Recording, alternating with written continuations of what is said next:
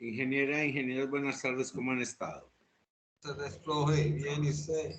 Muy bien, muy amable, muchas gracias. Permítame, yo les comparto la pantalla para que veamos el tema de la sesión de hoy. Ok. Entonces, entremos a ver representación intermedia. Ocurre que en nuestro proceso de compilación nosotros tomamos un código fuente y lo terminamos analizando gramaticalmente. De todas sus estructuras gramaticales, tanto las léxicas como las sintácticas, como las semánticas, estuviesen correctas de acuerdo con la gramática del lenguaje de programación y la versión que tengamos de él para el compilador.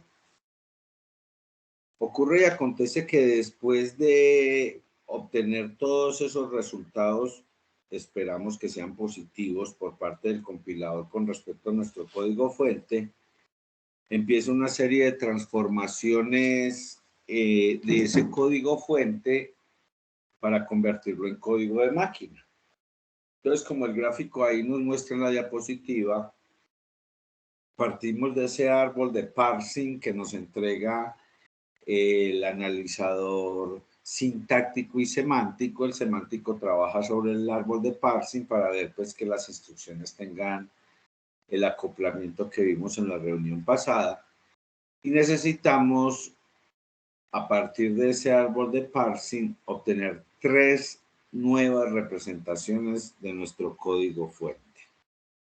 La representación intermedia de alto nivel, la representación intermedia de bajo nivel y el código de máquina. Entonces, nuestro código fuente fue transformado en una corriente de tokens por el escáner. Fue transformado en un árbol de parsing por el sintáctico. Con el árbol de parsing, el semántico hace sus chequeos y aquí ya nos dicen que hay que empezar a traducir el programa. ¿Sí? Entonces veamos qué es lo que se estipula para una representación intermedia de alto nivel.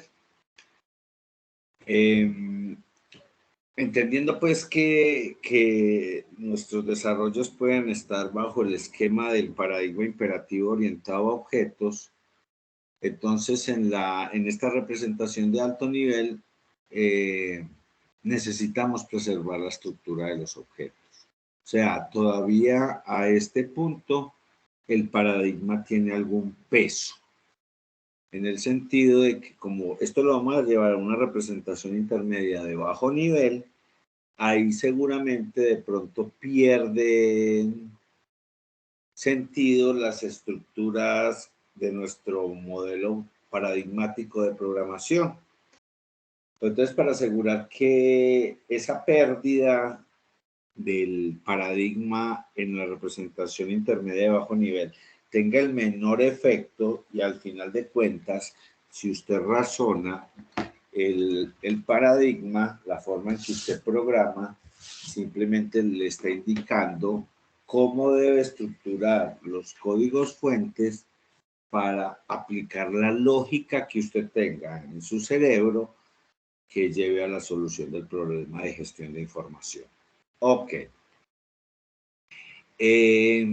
Alrededor de este concepto de objetos, entonces hay que empezar a hacer ciertas optimizaciones. Ustedes saben que el modelo nos regala un montón de características y posibilidades y que como hay que llevarlo a código de máquina, que es lo que finalmente estamos tratando de alcanzar, entonces ciertas cosas que se permiten en alto nivel hay que empezar a adecuarlas en esta representación intermedia de alto nivel para que nos funcione el software. ¿Sí? En nuestro programa también hay instrucciones de control de flujo, los if, los while, los do while, los repeat, todas esas instrucciones cíclicas y bicondicionales que puede disponer mi lenguaje de programación, tiene que mantenerse porque es que ahí estoy reflejando la lógica de procesamiento. ¿Sí? Y los ciclos tienen unas características especiales cuando tratan de hacerse la implementación del código de alto nivel a código de máquina. En el bajo nivel, entonces, hay que tomar todas esas estructuras de datos que hemos definido y que vienen asociados por nuestro paradigma de programación. Hay que hacerles un marshalling. Ustedes de pronto han escuchado las películas del oeste o de policías gringos que existe el Marshall. La palabra Marshall en inglés es aplanar. Entonces el Marshall es el aplanador, el que viene e impone la justicia y pone a todo el mundo al mismo nivel. Más o menos es la idea que ellos tienen. Entonces nosotros necesitamos, como a nivel del procesador, los conceptos de objetos e incluso de variables se vuelven un poco difusos. Entonces hay que llevar todas nuestras estructuras de datos a un espacio de direcciones en el que no haya diferencia, y digo direcciones de memoria, que no haya diferencia entre los objetos como tales. En la representación intermedia, el control de flujo estructurado hay que eliminarlo. O sea que todo ese camello que uno se metió en el alto nivel para que le quedara el código bien organizadito y que contase con las instrucciones adecuadas para chequear y hacer los cálculos requeridos, va a quedar de cierta manera deformado por las condiciones propias en que un procesador ejecuta instrucciones de máquina. Y ahí empieza un problema muy teso en el bajo nivel.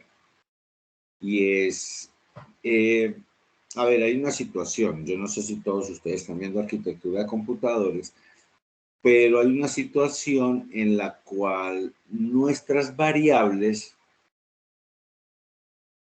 por lo general, cuando estamos en tiempo de ejecución de la aplicación, no es muy recomendable que sean utilizadas en su posición en memoria. Lo más recomendable para hacer un buen uso de un procesador de computación es aterrizar las variables involucradas en las instrucciones que uno está ejecutando, aterrizarlas en registros de la máquina. Entonces, para que se hagan pues, los procesos teniendo en cuenta pues, la potencia del procesador. De todo modo, se podría hacer todo con direcciones de memoria, pero evidentemente la aplicación tendría problemas en tiempos de respuesta. Se notaría que es una aplicación un poco más lenta en ejecución que otras aplicaciones. Entonces al compilador le toca decidir cómo manipular el uso de las variables en las instrucciones de bajo nivel que va a tener que estructurar en esta representación intermedia de bajo nivel. Y el otro problema gigantesco que tiene el compilador es tratar de entender qué es lo que quiere hacer la programadora o el programador con el código fuente y por lo tanto tratar de traducir cuáles sean las instrucciones más adecuadas de bajo nivel que pueden utilizarse para hacer esos cálculos representados en el código de alto nivel, en el lenguaje que hayan sido escritas. ¿Sí? Entonces tenemos dos problemas bastante gruesos. El primero es traducir nuestro programa a un esqueleto que nos permita mantener la idea original, tanto del paradigma como de la lógica de programación, y a eso lo vamos a llamar representación intermedia de alto nivel. Y después, tomando esa representación intermedia, tratar de generar código de bajo nivel, no de máquina, sino de bajo nivel, que sea lo más fidedigno, la copia más precisa, pero desde el punto de vista del procesador, y aquí es que cambian las condiciones de juego, desde el punto de vista del procesador, para que se hagan los cálculos. Entonces, el compilador en este punto nos dice, vea, Muy interesante el programa fuente que usted escribió, pero si usted hubiese escrito ese programa fuente en un lenguaje de bajo nivel, de pronto lo hubiese escrito de esta manera. Y eso es lo que va a intentar hacer el compilador. Escribirlo de la manera en que usted lo hubiese escrito si no hubiese utilizado un lenguaje de alto nivel, sino directamente hubiese escrito la aplicación en un lenguaje de bajo nivel. Entonces veamos algunos ejemplitos de este asunto de las representaciones intermedias. Supongamos que a nosotros nos dicen que tenemos una clase vector compuesta por un atributo que es un arreglo numérico de enteros y que esa clase contiene un método que se llama add, sumar, y ese método tiene una variable parametrizada, que es un entero que se llama x. Dentro del cuerpo del método tenemos la declaración de una variable i, la inicialización de esa variable i y una instrucción de repetición que tiene control sobre i hasta que alcance la longitud del vector de trabajo, y mientras que no se iguale esa longitud del vector de trabajo, nosotros lo que vamos a hacer es sumarle a cada posición de ese vector el valor de nuestro parámetro x, ¿sí? Y la segunda instrucción del while es simplemente el incremental del subíndice de nuestro vector. Ok, entonces eso es más o menos lo que nos plantea una clase bien sencilla con un atributo y un método. El método tiene un parámetro, entonces crea una variable adicional dentro de la estructura de la clase, ¿sí? Analicemos esto entonces. Esto es lo que nos entrega. En alto nivel, y suponiendo que pasa las tres fases, la léxica, la sintáctica y la semántica, que aparentemente ese código en el lenguaje que está escrito no tiene ningún problema. Entonces, entremos a analizar un poquito qué tiene ese código desde el punto de vista de la compilación. Muy bien. Primero, en un vector, y por eso se utiliza el ejemplo, uno ya entenderá que si la variable es simple, si no es compuesta como los vectores, pues se cumplirá lo mismo, pero eliminando datos que no tiene, porque la variable es simple, y de pronto la cuestión de la longitud no tiene mucha importancia. Pero hagámoslo acá con nuestro vector. Entonces, vamos a partir del hecho de que los campos de nuestro vector están almacenados contiguamente en memoria. ¿Eso qué quiere decir? Que cuando la posición i es consultada y no se ha alcanzado el límite del vector, y esa posición no es la primera del vector, entonces a la dirección de memoria inmediatamente anterior y a la dirección de memoria inmediatamente posterior vamos a encontrar datos del vector. Eso es lo que quiere decir contiguamente. Obviamente, si es el primer dato del vector, en la dirección de memoria menor, o sea, en la posición anterior, no vamos a encontrar dato del vector. Y si es la última posición del vector, en la posición de memoria siguiente, superior, no vamos a encontrar datos del vector. Podemos encontrar datos de memoria de alguna variable, pero no relacionada directamente con la variable vector que estamos trabajando. Muy bien. A todo vector le vamos a agregar una posición más, ¿sí? Digámoslo así, como la posición -1. En esa posición nosotros vamos a almacenar el número de elementos almacenados en el vector. Ustedes saben que eso es un dato dinámico.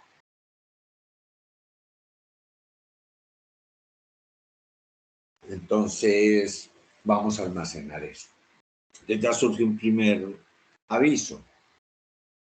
Hay datos sobre las estructuras de datos que pueden ser averiguados invocando el método de alguna clase de servicio, ¿cierto? Alguna clase que tenga un montón de métodos que permitan hacer cálculos sobre estructuras de datos. Pero según lo que nos están contando aquí, y para favorecer una correcta ejecución de la aplicación, vamos a tener que adicionarle datos a nuestras estructuras. Y el dato que aparentemente es más relevante desde el punto de vista de la ejecución de la aplicación es saber la longitud de la estructura. Ok. Entonces, en nuestro ejemplo nos muestran que nuestro vector tiene los datos 7, 4 y 8 y por lo tanto la longitud del vector que será almacenada en la primera posición del vector es 3. Entonces, observarán que en los lenguajes de programación de alto nivel antiguos, los vectores, las matrices y cualquier estructura que se les parezca arrancaba en la posición 1. Luego se asumió que iba a arrancar en la posición 0. Entonces, de todos modos, queda la reflexión de que como hay un dato adicionado por el proceso de compilación a nuestra estructura, entonces, efectivamente, cuando se manejaba la posición 1, en esa posición es que arrancaban los datos, porque en la posición 0 estaba la longitud del vector. En los lenguajes que permiten trabajar desde la posición 0 estas estructuras de datos compuestas, lineales, seguramente va a haber alguna operación en donde se excluya del contenido del arreglo esa posición en donde guardamos el tamaño del arreglo. Ok. ¿Cómo se representan los objetos en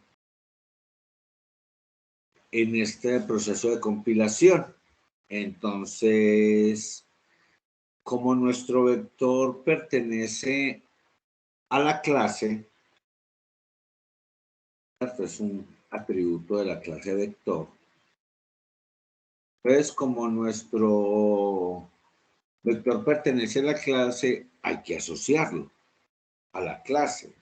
Recuerden que el objetivo de esta representación intermedia de alto nivel es preservar las estructuras asociadas al paradigma de programación. En este caso, orientado a objetos, entonces en este caso, las clases.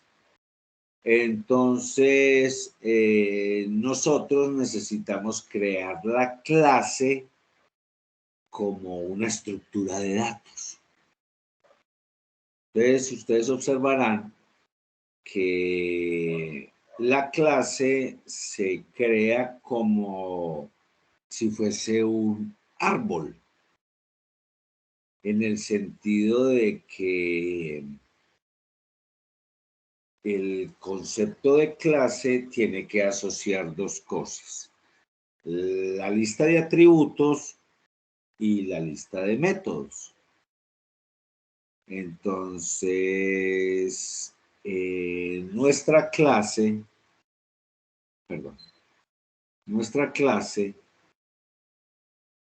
va a crear elementos dentro de esa estructura que vamos a usar para representarla dentro de la compilación, elementos que le permitan asociarse con los métodos y elementos que le permitan asociarse con los atributos.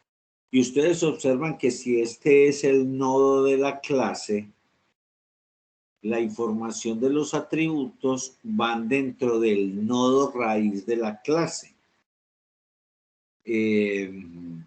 Por lo menos los apuntadores a esos atributos. Y de adicional se crea una lista, o sea, un subárbol en donde yo tengo nodos que me apuntan a los métodos. Estoy preservando la estructura, sino que la voy a empezar a representar no necesariamente como instrucciones, como una estructura de control de ejecución, sino como una estructura de datos. Los códigos están por ahí, en los métodos, ¿sí? Pero si usted observa una clase es una cosa como vacía, en el sentido de que cuando uno declara la clase en algún punto del código, está creando un bloque. Y todo lo que esté dentro de ese bloque para la clase cualquiera que estemos trabajando, solo tiene validez para esa clase. Entonces, si se observa lo que yo hice, aunque fue código lo que uno termina escribiendo, lo que hice fue crear una estructura de datos que en su interior contiene estructura de datos, pero también contiene códigos. ¿Ok? Perfecto.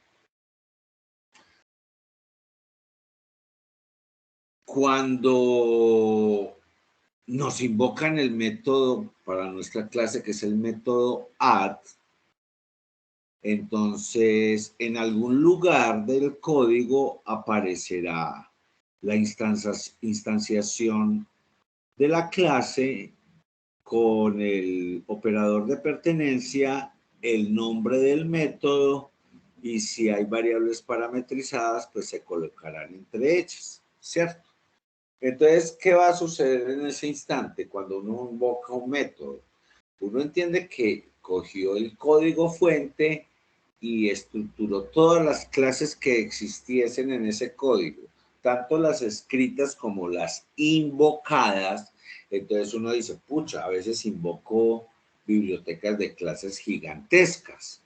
Entonces uno entenderá que en el proceso anterior, el análisis lexicográfico, sintáctico y semántico, cuando el compilador le echó mano al código fuente y se dio cuenta que había una inclusión de código ya existente, entonces el compilador tiene que ir a chequear si la biblioteca de inclusión contiene código para ser compilado o contiene código que ya está en alguna representación intermedia de alto nivel o intermedia de bajo nivel y por lo tanto, al conocer que ya dispone de esos elementos y que supuestamente ya debieron haber sido precompilados, entonces solamente los va a anexar al resultado en el momento en que correspondan, dependiendo de cómo están representadas esos elementos en esas bibliotecas. ¿Sí?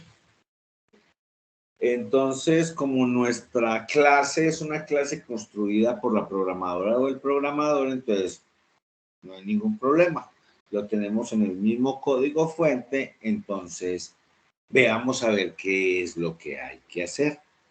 Entonces, cuando se invoca cualquier método de una clase cualquiera, hay que crear lo que se llama el Activation Record, un registro de activación que es el que, si usted lo comprende, si la clase está montada en esa estructura arborescente, entonces el registro de activación lo que va a indicar es que de todos los métodos y atributos localizados dentro de la clase que estamos compilando, entonces efectivamente uno de los métodos está siendo invocado en algún lugar del código fuente.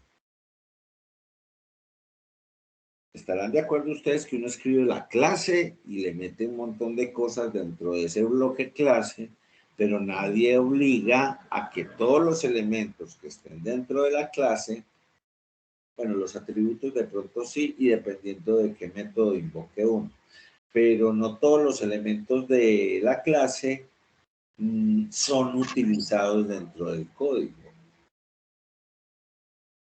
Se parte del hecho entonces que cuando uno va a reutilizar código, porque eso es lo que estamos diciendo en el trasfondo, cuando uno va a reutilizar código, usted dice, profe, pues que es primera vez que escribo la clase y los atributos y los métodos de esa clase. Y yo le digo, sí, pero usted entenderá que al definir, al declarar esa clase, usted lo que va a hacer es a reusar ese código que ya escribió alguna vez, escribiendo en otro sitio de la aplicación invocaciones a esos módulos de procesamiento que tiene dentro de la clase, los métodos.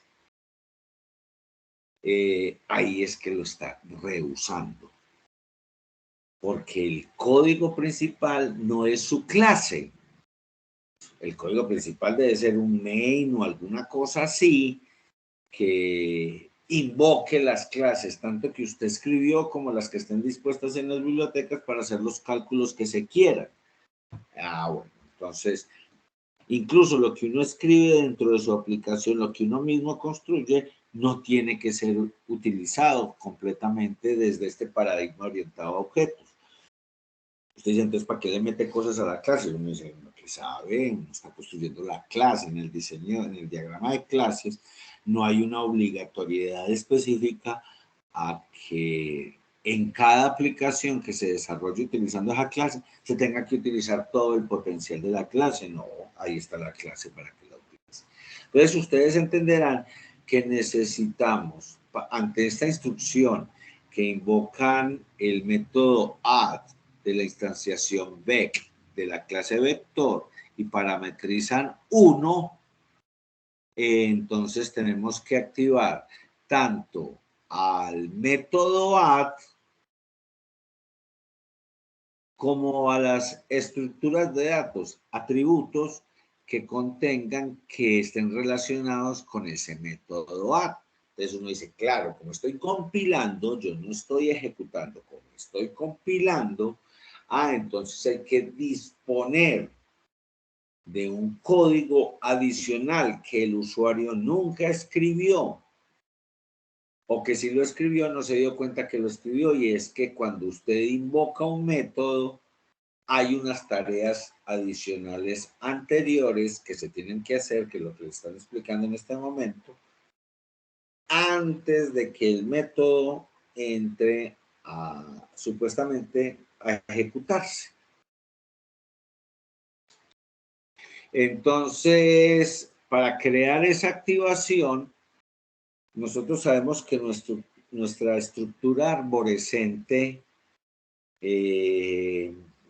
clase, en este ejemplo la clase se llama vector, al ser instanciada e invocada alguno de sus métodos y parametrizado, entonces activarlo es poner a esa clase en una estructura que indique que el método tiene acción, que necesita ser considerado en los procesos de representación intermedia. Entonces se crearía o se asociaría nuestra clase a otra estructura en donde los datos de la estructura serán entonces cuáles son los métodos y clases y parámetros que están siendo requeridos para poder ejecutar alguna tarea.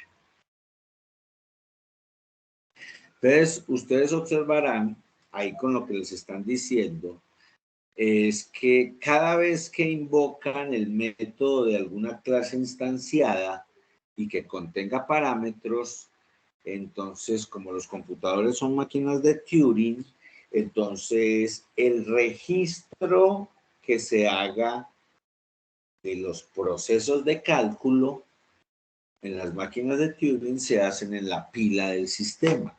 La ejecución de las instrucciones se hace en el procesador, pero el control de qué se está ejecutando no cómo se está ejecutando, eso ya están las instrucciones, sino qué se está ejecutando y qué condiciones tiene para esa ejecución, se lleva a la pila de tiempo de ejecución.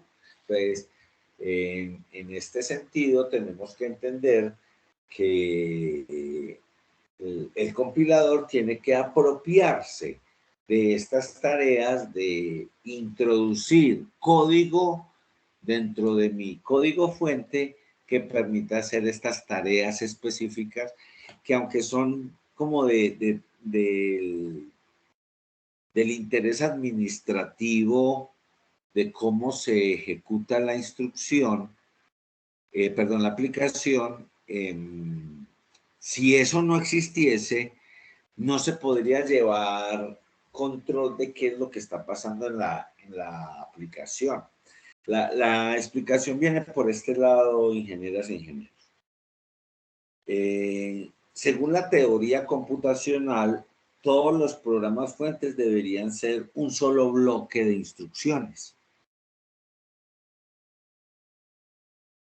Pero la práctica de desarrollo de software nos ha enseñado que la modularidad en el código es primordial para hacer buen software. Entonces, el solo hecho de tener que modularizar la aplicación implica que hay que pagar ese costo. ¿Y por qué hay un costo asociado? Pues porque es que usted entenderá que en la creación del software, el compilador entiende que no va a existir modularidad en el resultado final de la compilación. Pero que mientras estamos compilando nuestro código fuente, hay que ir haciendo ciertas transformaciones de lo que indica el código fuente para que el código ejecutable quede con algún sentido de procesamiento de datos.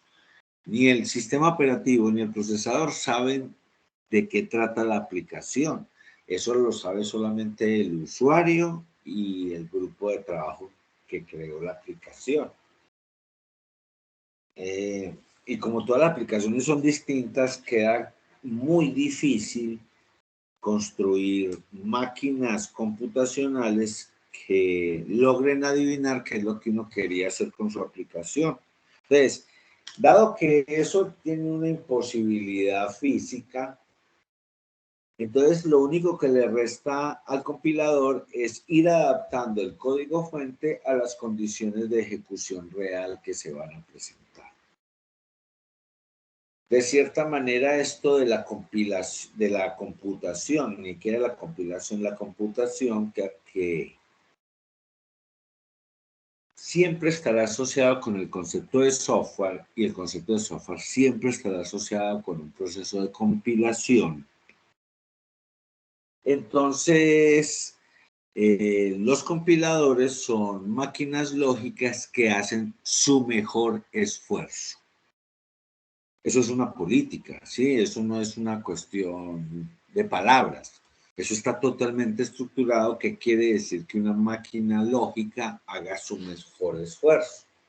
Entonces el compilador va a tratar de hacer su mejor esfuerzo por tratar de entender qué es lo que dice el código fuente y ponerlo en términos de un procesador al cual le importa un pito qué es lo que usted le está mandando a calcular.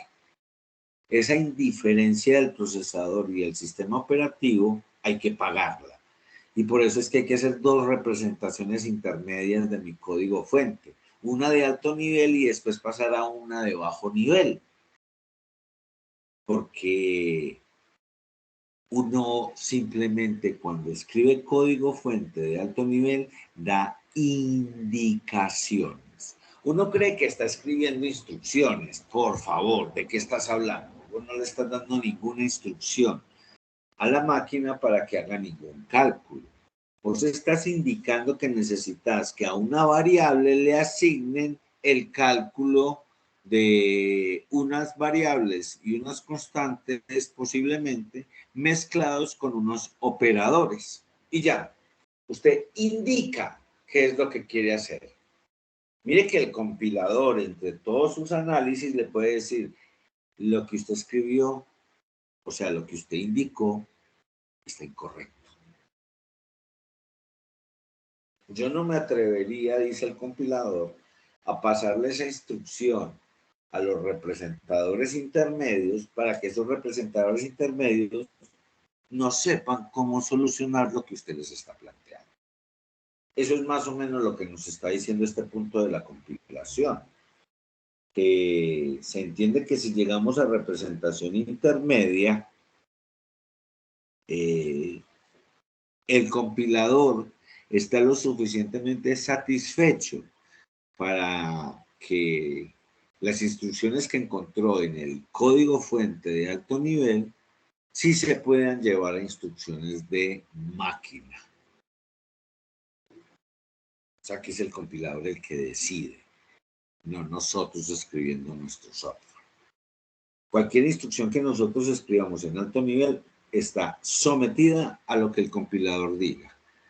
Y usted no se puede saltar el compilador. Usted no puede decir, no le voy a parar bola al compilador. Entonces no le pregunta, ¿y quién le va a generar el código ejecutable?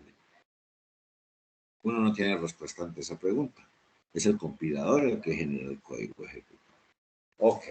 Entonces, estas representaciones nos muestran de cierta manera cómo debería ser un lenguaje de programación de alto nivel, que cuando se escriban aplicaciones en ese lenguaje de programación, la programadora y el programador tenga pleno conocimiento de que el procesador es el que va a ejecutar su aplicación. Como los lenguajes de programación no están hechos exclusivamente para nosotros, las personas técnicas de computación, sino que se supone que cualquier persona podría aprender a programar en nuestros lenguajes de programación, de pronto no con la calidad y los elementos que nosotros consideramos, pero de todos modos software es software. Entonces yo no tengo por qué restringirle a nadie que conozca el intríngulis de la computación para que escriba un programa. Uno puede escribir un programa en Excel y no en Visual Basic, sino en Excel, en el lenguaje de Excel. Eso tiene if y tiene goto. Entonces uno dice, pucha, esto es un lenguaje de programación completo. Si tiene if y tiene goto, ya tiene todos los elementos que cualquier lenguaje de programación pueda llegar a necesitar. Y efectivamente uno dentro de las celdas de Excel puede escribir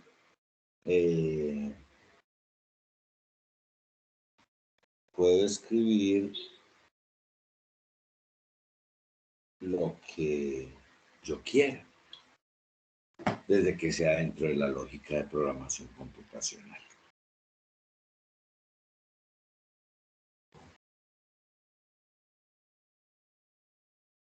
Nosotros teníamos una variable i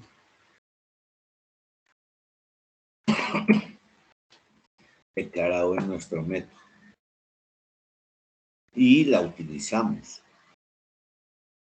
por lo menos en 1, 2, 3, 4 operaciones, o sea, en todas. Entonces se entiende, aquí me pasé uno, se entiende que como el asunto es computacional, entonces al stack hay que meter todo lo que tenga que ver con esa invocación a ese método de la clase. Mire todo lo que quedó guardado en el stack. Un apuntador a la cabeza del árbol de la clase. Una posición en la pila en donde se almacenará o se almacenarán, o sea que no es una sola posición, sino serán todas las que se necesitan para almacenar los parámetros. Y adicionalmente hay que abrirle espacio a las variables, en este caso solo hay una, pero a todas las variables locales que tenga el método que estamos invocando. ¿Ok? Entonces, si usted observa, yo no hice ninguna ejecución. Yo lo único que hice fue registrar en la pila del tiempo de ejecución de la aplicación los elementos que se requieren para que la invocación al método de la clase se pueda dar. De tal manera que cuando lleguemos al método, o sea, ya a las instrucciones propias del método, ustedes van a encontrar que en la pila, que nuestro método puede sacar de la pila sus variables locales, sus parámetros e incluso saber el método a qué clase pertenece. ¿Para qué duplicamos información? No, es que no estamos duplicando ninguna información. Recuerde que el compilador hasta este instante solo cuenta con su código fuente y todos los elementos de datos que ha extraído en el proceso de análisis lexicográfico, sintáctico y semántico. Pero el elemento de trabajo sigue siendo el código fuente, representado como sea, pero sigue estando ahí. Por lo tanto, cuando se vaya a ejecutar el método add, que ahí no lo vuelven a escribir, ¿sí? Entonces ustedes entenderán que para el sistema el método add está activado. ¿Por qué? Porque en la pila del sistema están todos los elementos que se requieran para ejecutar ese código que nos muestran ahí. ¿Cuánto vale X? Está en la pila. ¿Qué es Y? Está en la pila. Oiga, ¿este método pertenece a quién? Está en la pila. Yo no lo voy a ejecutar. Se supone que son esas instrucciones las que hay que ejecutar, pero todos los elementos están disponibles. Y miren, empieza la ejecución de este asunto y en la pila quedan cargados los valores de las cosas que vayan cambiando. Si yo voy a comparar el valor de y contra el valor de la longitud del vector, entonces yo me devuelvo. ¿Cierto? Habíamos cargado y en 0 en la pila. Ahora me preguntan por la instanciación B de mi clase y dentro de eso algo que se llama la longitud. Ah, mira, no van a hacer ningún cálculo. Todo está dispuesto en la estructura que se crea para representar la clase. Entonces, la longitud del método, del vector, está en la estructura de datos. Entonces, se puede hacer la comparación, no hay ningún problema. El menor igual generará un resultado, ¿sí? Ahora, en la primera instrucción del while, se vuelve y se referencia ahí. Ahora, y referenciado versus el vector. Ah, el vector, ahí lo tengo. Y ahora me piden X. Ah, X está en la pila. Ah, qué bien. Realiza la operación, súmela. Y el resultado, asígneselo al vector y nos quedó cambiado. Estaba en 7, quedó en 8 aquí. Perdón, aquí. Quedó en 8 aquí. A continuación, vuelven y nos hablan de I. Ya sabemos dónde está I. Lo incrementamos en 1 y guardamos en la pila. Eso ahí quedó. Perfecto. Entonces, eso es lo que se supone que tiene que pasar cuando esté ejecutando el método add. Entonces, si eso es lo que tiene que pasar, entonces yo tengo que estructurar el código fuente de tal manera que esas cosas que les acaban de mostrar realmente ocurran como se las acaban de mostrar. que se use una pila. Usted cuando está escribiendo código fuente, creo que el concepto de pila no se le pasa ni de cerquita. Y obviamente a alto nivel eso no es problema de nosotros nos estamos preocupando por pilas. Pero de todos modos, el saber que eso va a ocurrir también le está diciendo a uno algunas cosas. Cuando usted escriba una clase y sus atributos y sus métodos, sus variables locales y todo eso, yo se le pediría que se acordase de esta situación. Que mire a lo que van a llevar eso que usted está escribiendo, que exista esta estructura y que se asocien esos elementos. ¿Cómo observarán los resultados de una ejecución, de un método, de una clase instanciada? Se llevan en algún sitio diferente del que uno podría pensar que es realmente lo que está escrito en el código. Obviamente después de esto hay que vaciar estos datos de la pila, de pronto hay que vaciarlos en algún archivo, en una base de datos, transmitirlos, etc. De todos modos, nuestras estructuras de datos siguen existiendo, pero mire que hay información medio adicional. Esto uno no lo entiende como que si a mí me muestran este dibujo, yo no diría que esto, pues si le quitan estas palabrejas, uno diría, no, ve, ahí están como tratando de manejar como una estructura arborescente.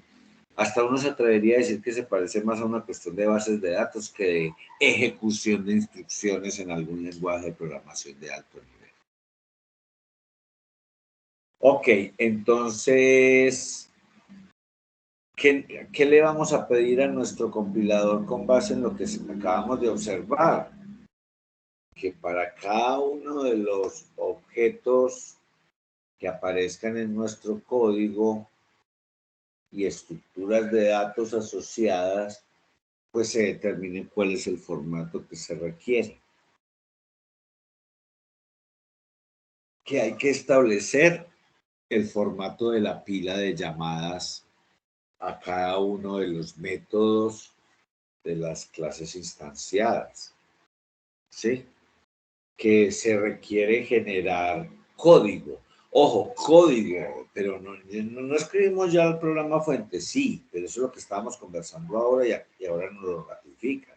Oiga, hay que meterle la mano al código fuente de la programadora o el programador, porque muchas cosas que hizo esa programador en el alto nivel, hay que desmenuzarlo aquí en estas representaciones intermedias.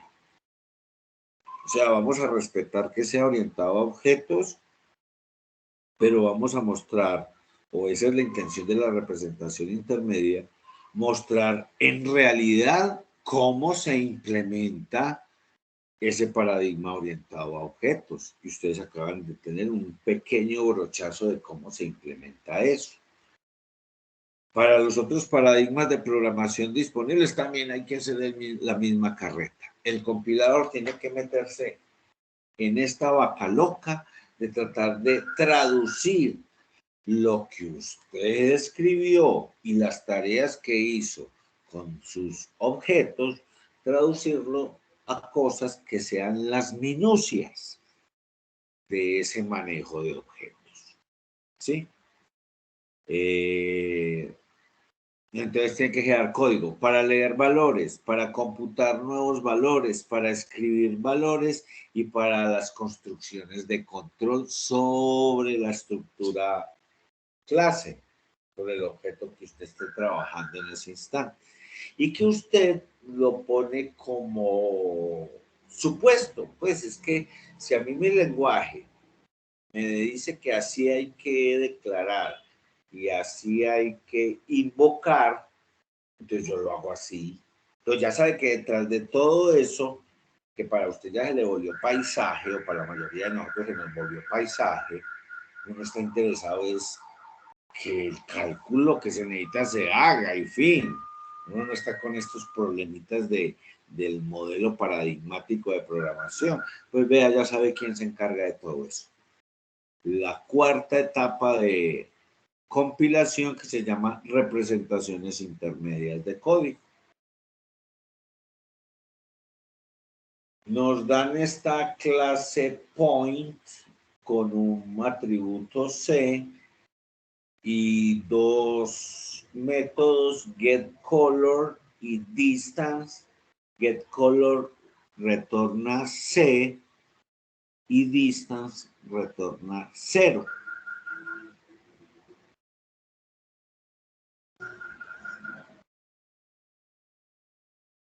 Cartesian points, extends point, son subclases de point que a su vez tienen sus atributos y sus métodos. Y ustedes verán que distance está en Cartesian point, pero también está en el general de point.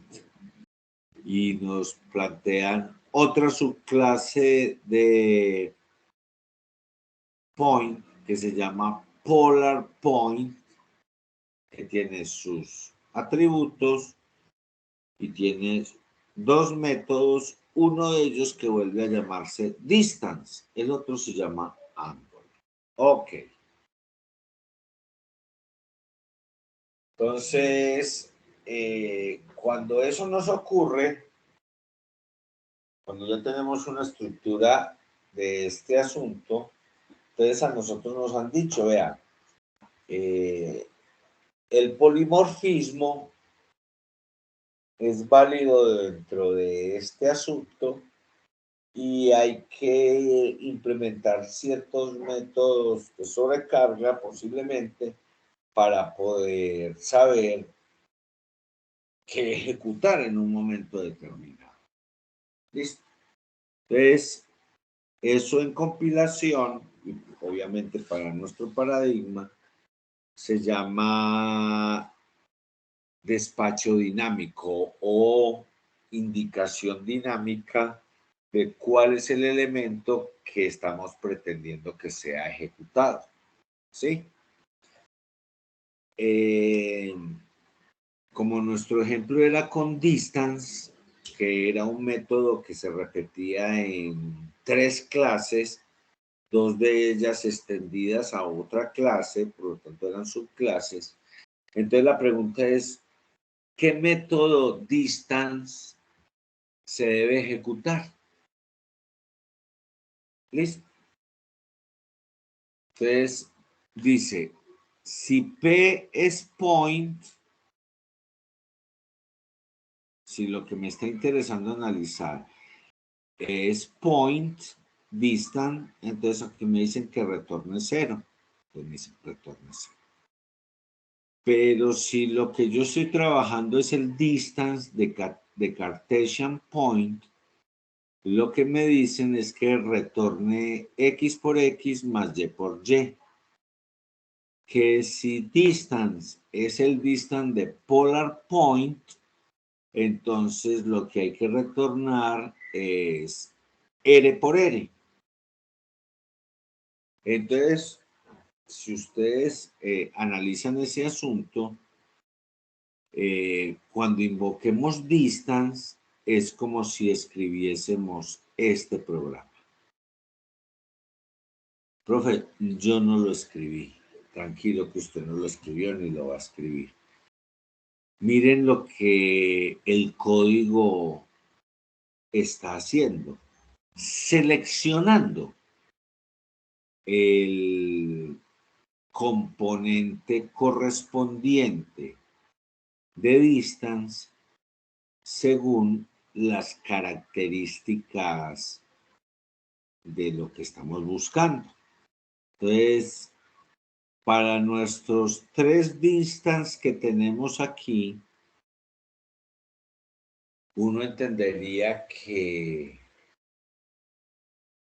hay que escribir código en donde se haga el chequeo correspondiente de cuál de los distance hay que invocar. Y observará usted que lo que nos están diciendo ahí es que dependiendo del parámetro que le coloquemos a X en la invocación de distance, distance no tiene parámetro, distance no tiene parámetro, distance no tiene parámetro, pero se entiende que debe estar interiormente utilizando atributos globales de la clase o de las subclases. Entonces, dependiendo de las características del parámetro, el sistema debe escoger instanciar una de las diferentes clases, y entonces ahí dice que si X vale 0, instanciamos point. Si es menor que 0, instanciamos Cartesian point. Y si es mayor que 0, instanciamos polar point. Al estar P ya instanciado correctamente de acuerdo con la clase que le corresponde, entonces ya sí podemos hacer la invocación correcta y asignar el resultado a la variable correspondiente. Entonces, ahí observan ustedes cómo resolvemos ese problema. Pero es evidente que necesitamos código que haga este análisis que acabamos de hacer aquí. Aquí es la carretica para poder entender qué es lo que están haciendo. Y uno observa que hay un if instanciador. Y después del if, las operaciones. ¿Para qué llamaron distance? Para que hiciera un cálculo. Ah, pues entonces que lo haga. Y el resultado lo entregue seguramente a alguna variable temporal o alguna variable definitiva. Pero más o menos ese es el análisis que uno entiende que hay que correr cuando tiene estructuras de clases en donde hay repeticiones de identificadores para los métodos o para los atributos, cualquiera de los dos. Habría que resolver cuál es la situación. Obviamente con el método uno entiende que es un poquito más pesado el análisis, porque efectivamente se van a correr tales códigos o tales otros. Entonces, ¿cómo vamos a implementar eso, eso que acabamos de ver? Ese análisis que se hizo para una situación de ese asunto. Entonces, con base en lo que vimos ahorita, nosotros sabemos que uy, qué diapositiva sería esa, de las primeras que vimos. Espera, me vuelvo mal. Esta, ¿cierto? Entonces, ustedes vieron que lo que nos propusieron aquí es que creáramos una lista de métodos. Los métodos que están matriculados para la clase correspondiente. Entonces, claro, para cada clase, para cada objeto instanciado, entonces nosotros vamos a tener nuestra lista y en cada uno de los elementos de la lista vamos a tener un apuntador a cada uno de los métodos correspondientes. Entonces, point va a tener una lista, tabla de métodos, que corresponden a sus dos métodos, getColor y distance. Cartesian point va a tener lo mismo para getColor y distance. Y Polar point va a tener getColor, distance y angle. Profe, pero ¿de dónde sale todo eso? Entonces, devolvamos un momentico. Ustedes vieron que creamos una clase point que tiene este atributo y estos dos métodos. Nuestra clase point con nuestros dos métodos. ¿Sí? Creamos una clase o definimos una clase Cartesian point asociada a point. Entonces, en esa clase Cartesian point, ¿yo qué voy a hacer? Voy a tener por herencia lo que me viene de point, que es getColor. Pero en la lista de métodos, en la tabla de métodos de mi objeto Cartesian point, no voy a matricular el método distant de point, sino que voy a matricular su propio método distant. Y para la clase polar point, esta, teníamos distance y angle, pero al estar asociada a point, hereda get color, pero pone su propio distance y su propio angle. Entonces observarán que las tablas de métodos para cada uno de los objetos de las clases ya vienen incorporadas con la herencia que uno les haya declarado cuando escribió el código de alto nivel. Pero ellas ya vienen diferenciadas para aquellos métodos que requieran sobrecarga. Ah, perfecto. Ahí la están implementando. El compilador se encarga de hacer esa implementación. Entonces, mucha de la teoría que ustedes pueden haberse tragado de orientación a objetos, que parecía teoría, y que cuando uno iba al código o va al código y lo implementa, le funciona, ya quiero que usted se saque de la cabeza que eso funciona porque está usando un lenguaje de programación orientado a objetos o está utilizando un IDE para orientar a objetos. Lo que le estoy tratando de comunicar es que es el compilador y en la representación intermedia de alto nivel, como nos dijeron ahorita, hay que preservar la orientación a objetos, es el compilador en esta cuarta etapa de compilación el que materializa las características del orientado a objetos. O dicho de otra manera, la carreta rara que nos enseñaron de orientado a objetos tiene que en algún lugar existir. Eso no puede ser carreta. ¿Sí? Y nos está mostrando que es el compilador el que se está encargando de eso.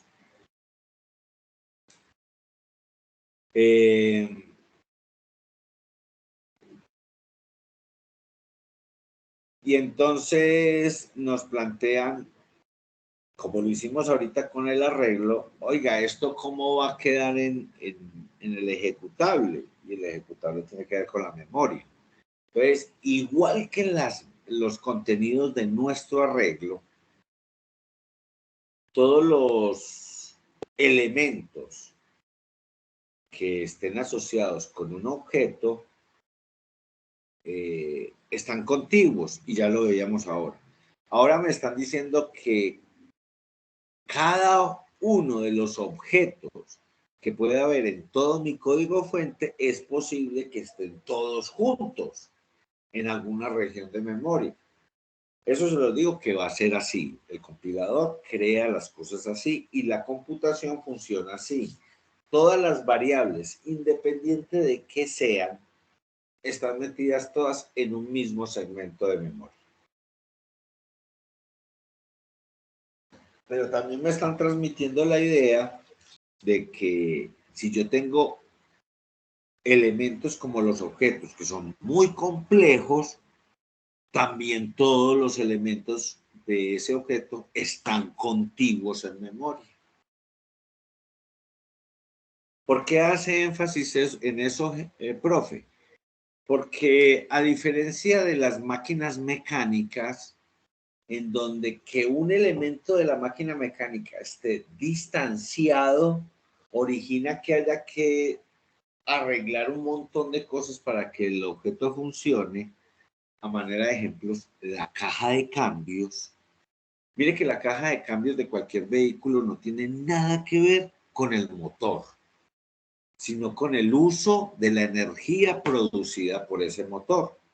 Entonces, es entendido que uno tiene que aplicarle diferentes esquemas de fuerza-velocidad al vehículo al utilizar diferentes cambios, al aplicarle los engranajes sobre el diferencial y entonces el vehículo va a ir con más fuerza o va a ir con más velocidad.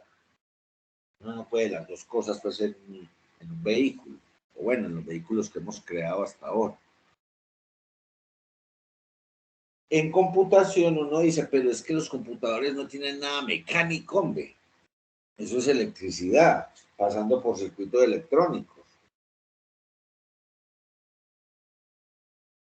Entonces, si no tienen nada mecánico, usted no tiene la obligatoriedad de separar las partes de la máquina, como si lo tiene que hacer en un sistema físico. En estos sistemas virtuales, como virtuales son y se manejan es por dónde están las cosas en la memoria del computador y no qué hacen las cosas. A ver, una variable es para almacenar datos y esos datos que están en la variable son utilizados para hacer cálculos. Listo. Las preguntas que uno se puede hacer es, oiga, para utilizar el dato que hay dentro de la variable tiene que estar en algún sitio del computador. Y uno dice, pues como todas las variables, en la memoria. Bueno, dentro de la memoria, ¿tiene que estar en algún sitio especial? No. Sin importar el tipo de la variable, no. Y si es todo un objeto, porque estamos utilizando ese paradigma, tiene que estar, por ser orientado a objetos, en algún lugar especial de la memoria. No. Estamos intentando representar una forma de escribir código computacional de manera tal que cuando eso tenga que ser escrito para el procesador haga los cálculos sin saber que está orientado a objetos, pero haga los cálculos de tal manera que pareciese que el procesador entendiese de programación orientada a objetos. Como lo que yo acabo de decir es una vil falacia, una mentira tan grande como el universo, porque el procesador no se entera de nada, de nada, de nada. Él simplemente le dan unas instrucciones para ejecutar y las ejecuta. Y es problema de quien mandó a hacer el software saber qué hace con los resultados que dan las instrucciones ejecutadas.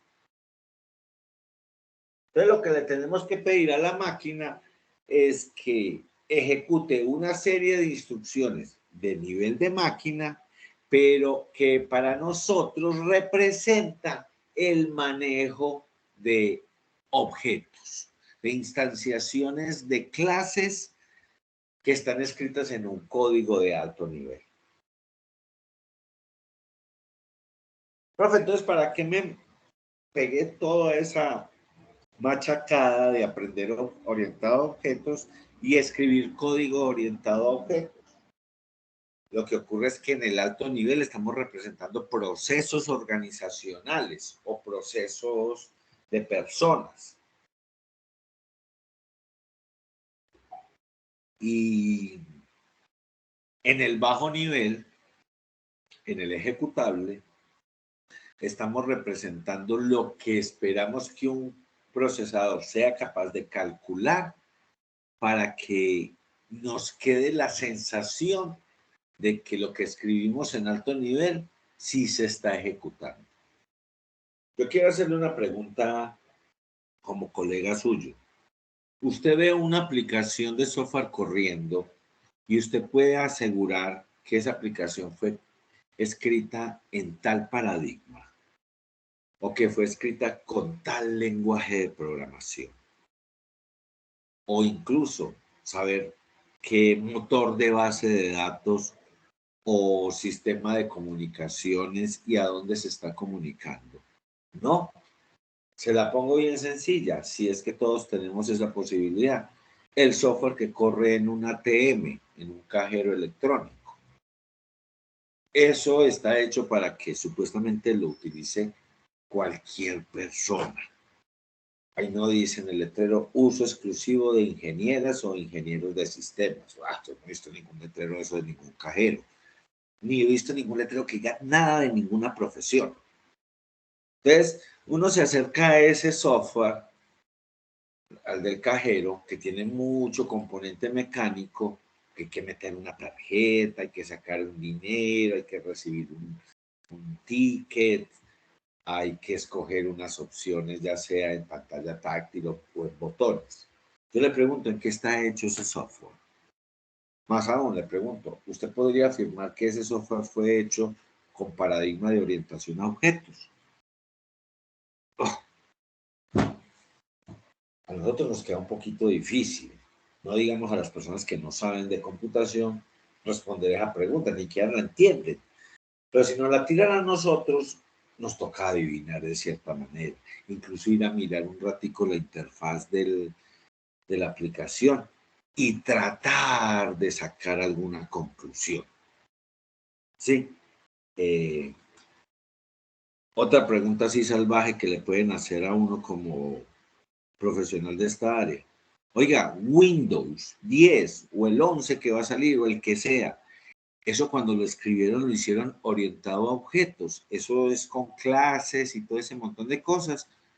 O cuando uno escribe un sistema operacional, ese paradigma no funciona y tiene que escribirlo en otra forma. Pues uno ve correr Windows, todos lo vemos cada que arrancamos un equipo, por lo general, a no ser pues que sea con Linux, pero son muy parecidos de todos modos. Uno no tiene cómo adivinar con certeza qué se utilizó para escribir la aplicación. Entonces, las aplicaciones no nos dan información técnica sobre qué se utilizó para desarrollarse. Lo único que uno sabe cuando está ejecutando una aplicación es que la aplicación ejecuta correctamente o no ejecuta correctamente. Puede ejecutar correctamente y obtener el resultado. Y uno puede ejecutar incorrectamente la aplicación y obtener un resultado. O la aplicación está tan incorrecta que no dé ningún resultado. Pero uno no sabe esa cosa en qué fue hecha. Entonces, entenderán que el compilador tiene que hacer su mejor esfuerzo para taparnos absolutamente todo lo que tenga que ver con la forma en que se construyó la aplicación y dejarlo en términos del procesador. Dicho de otra manera, nosotros estamos acostumbrados a usar el software desde la visión del procesador. Aunque parece que el software está haciendo lo que nosotros estamos necesitando hacer. Y correcto, seguramente puede que lo esté haciendo. Yo no voy a discutir eso. Pero es que lo otro quedó invisible. Pues sí, el alto nivel simplemente es para nosotros, para la organización, para la comprensión humana del procesamiento de información. La compilación es para entender en qué quedan todas esas buenas intenciones, todo ese discurso lingüístico de los hombres, de los humanos, perdón, de los humanos, y hablar sobre eso, ¿sí? Todos nos sentamos a hablar de política internacional o de política nacional alguna vez. Pues, a no ser que haya alguien con algunos estudios avanzados en política, creo que todos hablamos popó. No tenemos ni idea qué es lo que está pasando. ¿Viste esta gente que ¿Cómo así que el señor Carrasquilla, cuando era ministro de Hacienda, nos tiró una reforma tributaria que casi acaba con Colombia? No porque hayan aprobado la reforma, sino que el pueblo salió a la calle a decir que esa pendeja no iba. Casi acaba con este país. Y hace unas semanas lo nombran codirector del Banco de la República. Y me dice, pero oíste, ¿cuál es la lógica de eso? ¿Cómo que un señor que se tuvo que ir a esconder a Estados Unidos, porque si lo agarraban aquí en Colombia le hacían la misma de Gaddafi, lo linchaban en la mitad de la calle, donde se dejara coger, se va y se esconde a los Estados Unidos un ratico y después vuelve con puesto, con trabajo? y en algo tan importante para el país como el Banco de la República. Yo no entiendo de política, no tengo ni idea. Uno supondría que ese señor tendría que haberse desaparecido del país, o por un ratico muy largo, o para toda la vida. Pero no, ahí está otra vez trabajando, y en el Banco de la República. Uno no entiende de política. Y dice, oíste, eso no suena como justo. Y alguien le dice, ¿y quién te dijo vos que la política era justa? ¿Sí? Bueno, ok. Observen ahí en el ejemplo del objeto Polar Point que en nuestra pila van a crear, perdón, en nuestra estructura de clase van a crear todos los elementos que contenga la clase Polar Point, todos sus atributos, y van a crear la tabla de métodos. Y ojo, en la tabla de métodos de nuestro amigo Polar Point va a quedar el getColor de point, el distance de Polar Point y el angle de Polar Point. O sea, ya él queda implementado con los métodos a los cuales se debe acceder cuando trabajemos con el objeto Polar Point. Ojo, usted no hizo eso en el código fuente.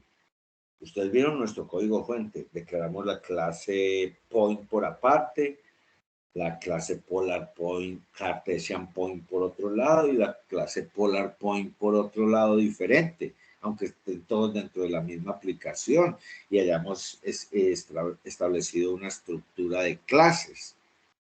Pero el compilador entiende que no puede tirar el código en representación intermedia de alto nivel que se va a convertir en bajo nivel a que alguien escoja a la jura cuando hablen de distance, del método distance, a la jura escoger cuál distance hay que aplicar. No, en la interpretación de la programadora o el programador, cuando escribió el alto nivel, debe haber quedado claro esta situación. ¿Sí? Entonces, mire que el compilador aplica la teoría de orientado a objetos a rajatabla. Usted puede ser la persona que al escribir el alto nivel no tenga claro eso. Él se lo va a resolver de esta manera. ¿Sí? Entonces, nuestras tablas de métodos para nuestras tres clases, Point, Cartesian Point y Polar Point, van a quedar estructuradas de esta manera. ¿Sí? La herencia ya está incorporada. Los problemas de polimorfismo ya están resueltos. Ya si usted explícitamente hace una sobrecarga sobre una clase, ya esa tendrá que resolverse, pero como usted lo escribió en el código fuente, entonces aquí también lo van a resolver. Entonces, si en algún punto hay una situación del código fuente, hay alguna situación de esas, entonces en la tabla de métodos para nuestra clase va a quedar matriculado el método correspondiente si usted exigió que se utilizase, fuese el otro método. Más o menos esa es la idea para este asunto. Invocando los métodos, ¿cierto? Ya tenemos una estructurita un poco más compleja de qué es lo que hay que hacer. Entonces, ya como se llamen los métodos, ustedes saben que eso va a perder potencia en algún momento porque eso va a quedar representado. Todas nuestras etiquetas de nombres, de lo que sea, va a quedar representado es por direcciones de memoria. ¿Ok? Entonces, nuestros métodos van a cambiar de nombre y se van a llamar método 0, método 1, método 2, dependiendo de qué estemos trabajando en cada instante. O sea, los nombres per se no van a tener mucha importancia. sino la numeración que el compilador le otorgue a nuestra jerarquía, ¿sí? Entonces, de acuerdo con lo que nos están diciendo y el caso que estamos analizando, nos dirán que getColor va a ser el método 0, que distance, que es el que se repite en varias clases, va a ser el método 1, y que angle va a ser el método 2, si hablamos de esto de polar point, de esa clase. Entonces, invocar un método va a ser ir a la posición 0, 1, 2, 3 de nuestra tabla de métodos, de acuerdo con el objeto que estemos trabajando en un momento determinado, ¿sí? Eso también nos va a facilitar unas cosas increíbles en el futuro, y es que nosotros podamos alterar en tiempo real el código fuente y hacer otra invocación. Sin crear nuevos métodos, podríamos hacer otra invocación. Total, los métodos ya están, por compilación, ya están clasificados completamente. Ok. Tareas de compilación. Entonces, determinar el formato de los objetos en memorias. ¿Sí? Entonces, nosotros ya más o menos entienden. Por favor, la persona que abrió el micrófono, lo cierra un segundito. Ya voy terminando la clase. Entonces, nosotros tenemos que, oíste, eso que nos acaban de mostrar, las tablas de métodos y los atributos asociados en esa estructura como arborescente, bueno, eso hay que aterrizarlo en memoria, ¿sí? Porque en la memoria no van a existir ni árboles ni nada pendejadas, esas son las variables y se acabó, listo. Crear, numerar los métodos y disponer de cada tabla de métodos para cada uno de los elementos que se corresponda, y generar el código para los métodos. ¿Sí? Miren, como le cambiamos toda la concepción a nuestros objetos, entonces todo lo que habíamos escrito en el alto nivel para acceder a todos esos elementos de cada clase, hay que reescribirlos en este punto de la compilación, porque efectivamente los métodos cambiaron de forma. Ustedes vieron que ya el método, perdón, que la clase ya es una tabla de métodos, que cada una de esas posiciones apunta al método correspondiente, y también hay asociado la lista de las variables, de los atributos que tenga la clase. Entonces, todo eso hay que juntarlo. Y ya entenderán de pronto por qué hablan de estructuras arborescentes de clases. La biblioteca de clases o la estructura de clases, cuando la referencian, lo hacen en términos de lo que realmente queda en compilación. ¿Cuál es el ejercicio que el compilador hace para nosotros poder estructurar nuestra formación de alto nivel en algo que se vaya pareciendo mucho al bajo nivel? Recuerden, en el bajo nivel todo desaparece.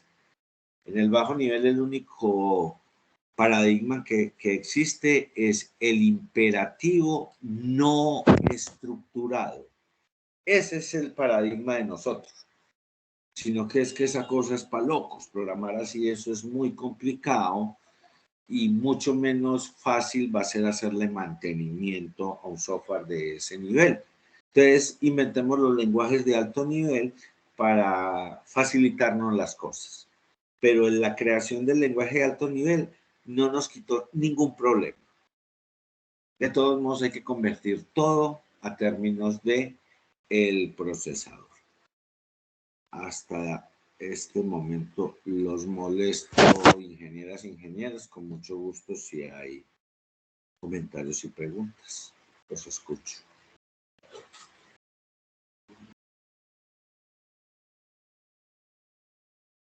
Okidoki, muchas gracias por asistir a clase. Nos vemos en 8 días. Se cuidan bastante. Muy amables. Hasta luego, muchas gracias. A ustedes, que estén muy bien. Hasta luego. Voy a detener la grabación para que no se nos haga largo esto.